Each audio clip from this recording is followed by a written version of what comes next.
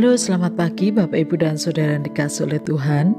Mari sebelum kita membaca dan merenungkan firman Tuhan, kita berdoa. Tuhan Allah yang mengasihi kami, terima kasih untuk hari yang baru. Bimbinglah kami agar senantiasa tekun dan setia dalam membaca firman-Mu, dan biarlah kami boleh terus bertumbuh di dalam pengenalan akan Engkau. Di dalam nama Tuhan Yesus kami berdoa. Amin.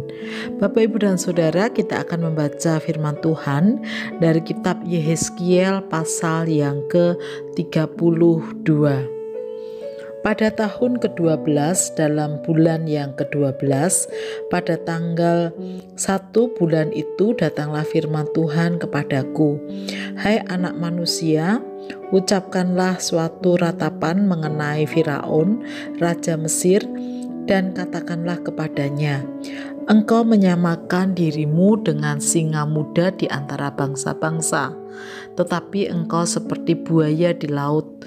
Sungai-sungaimu kau buat berbuih, engkau mengeruhkan airnya dengan kaki dan menggelompar dalam lumpur sungainya. Beginilah firman Tuhan Allah, aku memasang jaringku menangkap engkau dengan sekumpulan bangsa-bangsa yang banyak dan mengangkat engkau di dalam pukatku. Ku hempaskan engkau ke tanah, ku lemparkan engkau ke padang, dan di atasmu ku suruh hinggap segala burung di udara. Dengan dagingmu ku kenyangkan binatang-binatang seluruh bumi. Dagingmu ku biarkan berhamburan di atas pegunungan. Lembah-lembah aku penuhi dengan bangkai-bangkaimu. Bumi ku beri minum darahmu yang mengalir. Ya, juga gunung-gunung dan alur-alur sungai akan penuh dengannya.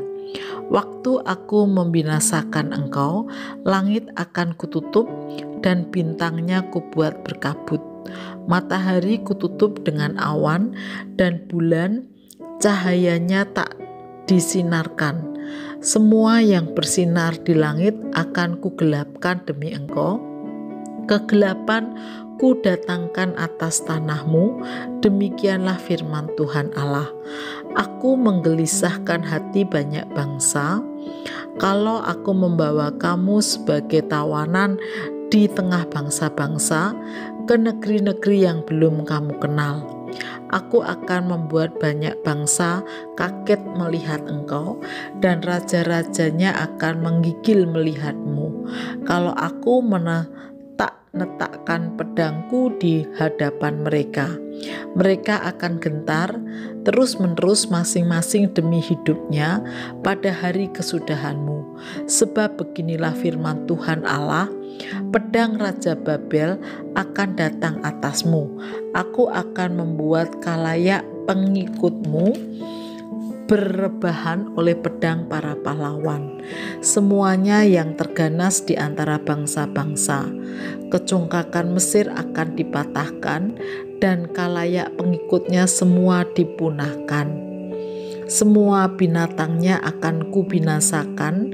Dari tepi sungai-sungai besar, kaki manusia tidak lagi mengeruhkannya, dan di dalamnya tiada hewan menggelompar. Maka airnya akan kujernihkan, sungai-sungainya akan kubuat mengalir seperti minyak. Demikianlah firman Tuhan Allah. Pada saat Mesir kujadikan sunyi sepi, juga habis dilenyapkan segala isi negeri, dan semua penduduknya habis kumusnahkan. Mereka akan tahu bahwa akulah Tuhan. Inilah ratapan yang seharusnya dinyanyikan. Kaum perempuan bangsa-bangsa akan menyanyikannya. Mereka akan menyanyikan atas Mesir dan atas seluruh rakyatnya yang banyak.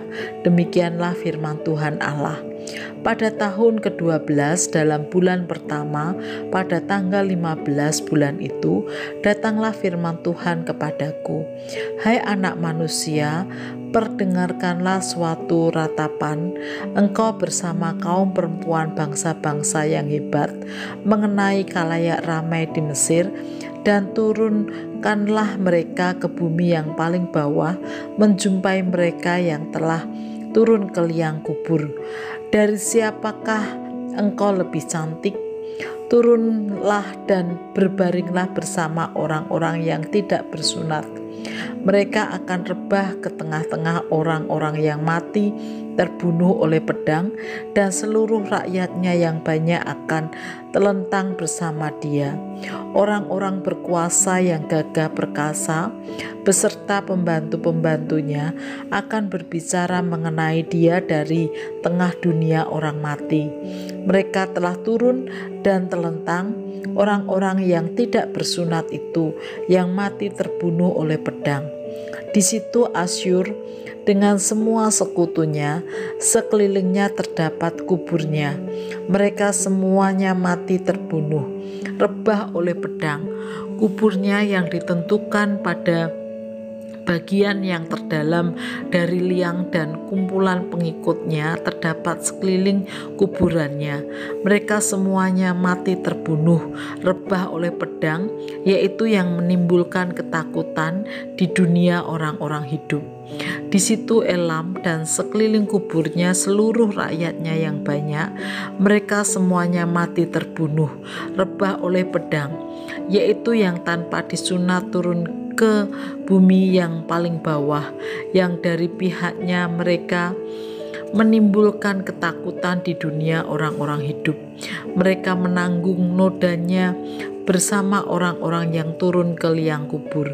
Di tengah orang-orang yang mati terbunuh disediakan tempat tidur baginya dengan seluruh rakyatnya yang banyak sekeliling kuburnya.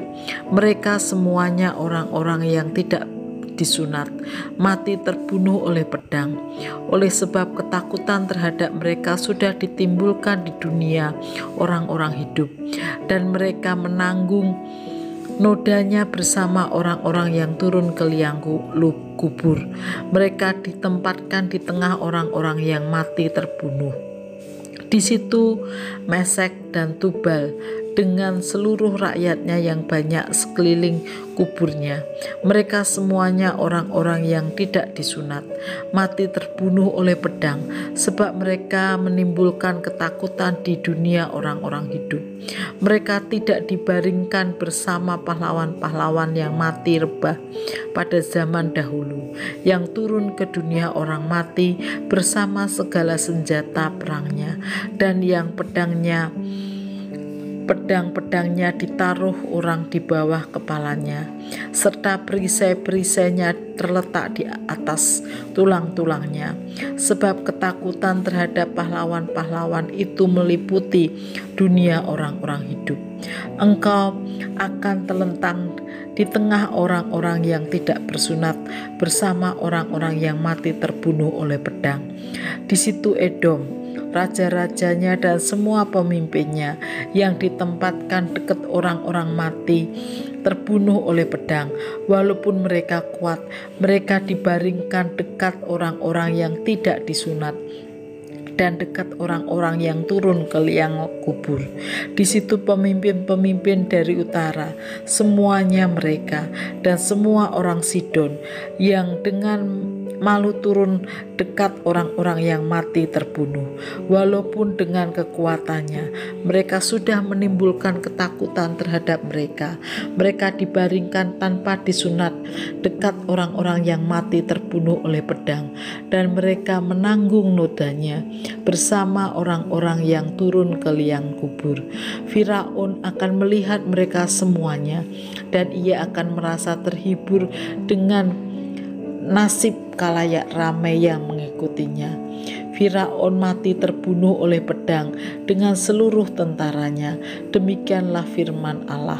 Oleh karena ia menimbulkan ketakutan di dunia orang-orang hidup, maka ia dibaringkan di tengah orang-orang yang tidak disunat, dekat orang yang mati terbunuh oleh pedang. Firaun dengan seluruh kalayak ramai yang mengikutinya. Demikianlah firman Tuhan Allah.